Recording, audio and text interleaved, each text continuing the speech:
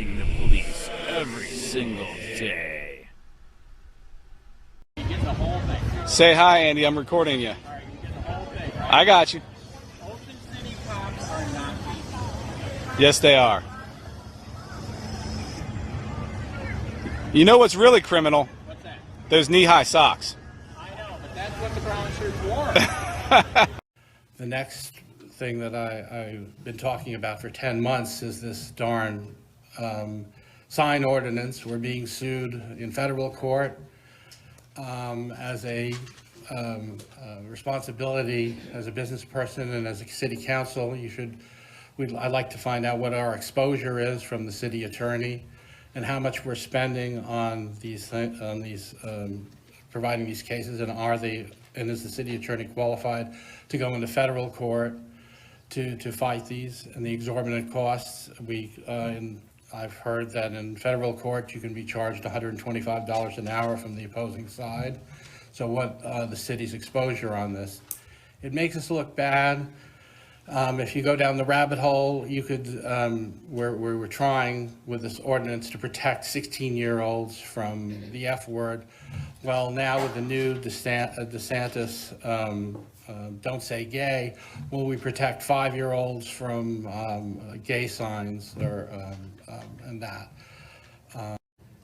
As most of you may have already received a copy of a complaint purportedly filed in federal court, the District Court of Middle District of Tampa. To the best of my knowledge, we have not yet been served on that, but I have provided the copy that I received to our risk manager, who has already forwarded on to our insurance carrier, who is going to defend the city if in fact the city is sued in that case.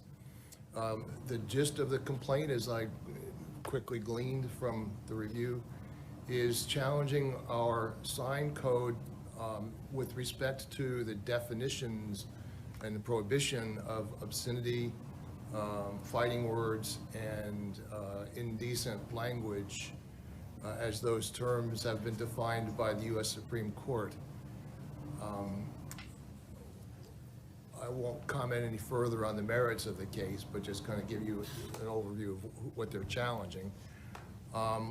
For your edification, I am admitted as to the federal bar and admitted to the Middle District Court, and also admitted to the U.S. Supreme Court. My intent would be that if the attorneys that are going to be representing the case by our insurers wish any input on my behalf, I'm available to do that, but I do not intend to take a lead role in that case. I've asked to make sure that whoever is representing the city has expertise in the realm of civil rights actions that this was filed under. So that's my update. And just to anticipate a question, at the moment I do not know what, if any, impact that filing would have upon the appeal that's presently pending before the Circuit Court in Charlotte County. Which we anticipate to be in the fall? The oral argument will be late summer, and I would anticipate a decision sometime in the fall. Okay. Thank you. Sheets files federal suit against Punta Gorda. Activist fighting violations of city sign code. By Daniel Sudfin. Staff writer. Punta Gorda. Andrew Sheets is challenging Punta Gorda sign ordinance in federal court. Since the sign code was enacted in June, Sheets, 56, has received multiple violations and fines. Sheets is an activist who posts his videos on social media. He has already filed 2 lawsuits against the city's ordinance in the Charlotte County court system. On Sunday, Sheets took his issues to the federal level, filing a complaint in the U.S. Middle District of Florida Court in Fort Myers to appeal a $500 fine he received for violating the ordinance in February. I want to make the city pay for all the defamation and slander that has happened to me, my family and my business, Sheets told the Daily Sunday this is outrageous, it's called the First Amendment. He said his goal with the lawsuit is for Punta Gorda to pay for their crimes and to get rid of the illegal, sign code, law. In the complaint, Sheets asks the federal court to declare the code unconstitutional, and seeks relief in recoverable costs, damages, and more. City staff and Punta Gorda Mayor Lynn Matthews, who was named in the suit, declined to comment. On February 16, Sheets projected phrases the city found obscene on the outer walls of Charlotte Harbor Event and Conference Center in Punta Gorda. Almost all the phrases were some version of F Biden, F DeSantis, or F the police. The ordinance defines offensive language to include fighting words, indecent speech or obscene, as well as anything that would depict or describe sexual or excretory activities or organs in a manner that is offensive as measured by contemporary community standards. Such speech, under the ordinance, cannot be displayed on signs, flags or clothing in a public place where it can be viewed by children under the age of 17.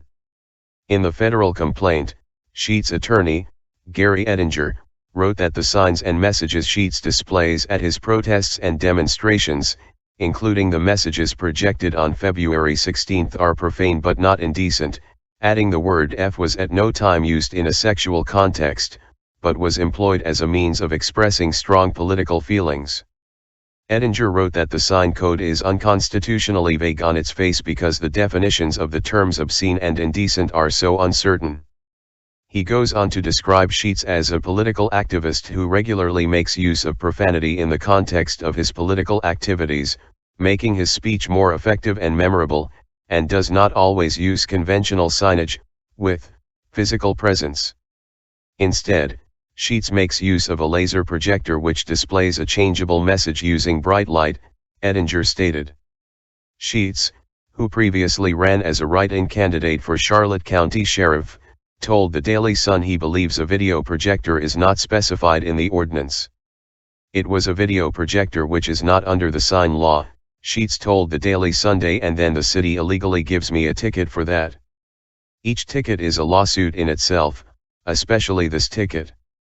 The ordinance defines a sign as any device, structure, item, thing, object, fixture, painting, printed material, apparel and accoutrements, or visual image using words, graphics, numbers, or letters designed or used for the purpose of communicating a message or attracting attention. Email, daniel.sutphin@yourzone.com. Copyright, C. 2022 Suncoast.